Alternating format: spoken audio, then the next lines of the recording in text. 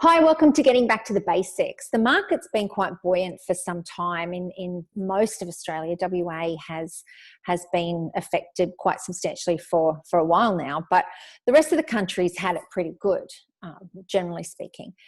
So now with everything that's happening, you'll hear people say, get back to the basics of selling. And I just want to talk about in the next few videos what the basics of selling is. Now, we have the first step, which I spoke about yesterday, which is diagnosis. So we need to diagnose with our sellers what they need, what they want, but also with our buyers what they want and what they need. And in a market like this, you are going to have to spend more time with your buyers, because in a market where it's buoyant and the buyers, you list something and then the buyers, you've got 10 people that want to buy it or 3 people that want to buy it straight away, you're not really having to focus on your buyers. Whereas in a market like this, you are going to have to focus on your buyers, and you're going to have to really follow them up and see what they want and help them buy something. So it's actually a different market, and this is a market I prefer. I prefer a market where you actually have to help somebody buy something and your skills come out. You can be a salesperson, not an order taker, and not offending anybody, but that's what it is. When you work in a market that is not you list it and sell it in a day because you've got 10 buyers fighting over it, the skill level, there's still the skill level to list the property. Don't get me wrong. If you list it over somebody else, there's still that skill level. But there's another skill towards getting buyers to buy a property in a market that's on the way down. So the thing is, diagnosis of the sellers, diagnosis of the buyers. So what each party wants and what they need, and really trying to help them fulfill those needs.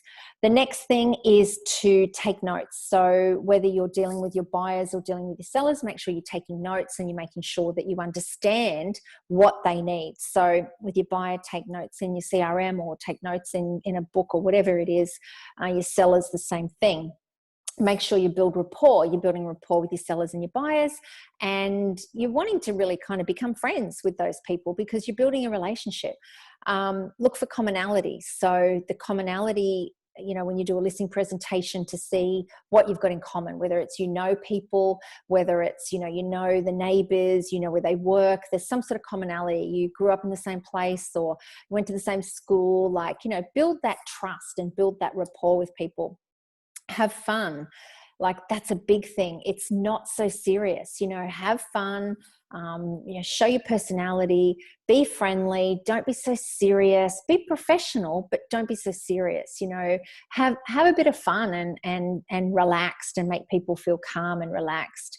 And the other point is, don't sell, don't close. Now that might sound funny, but you're actually the drum roll of a close and all that sort of thing, and the drum roll of a sell. You don't need to do that. It's really perfecting the art of sales and perfecting the art of closing, which is a whole other video. So you're not out to try and sell people. You're not out to try and close people. You're fulfilling what people want and what people need. And that's two different things. So you're highlighting what they want, what you can give them, how you fulfill their need, their wants, and you're overcoming their objections. So anyway, just back to the basics, and that's what real estate sales is going to be for a while to come at the moment.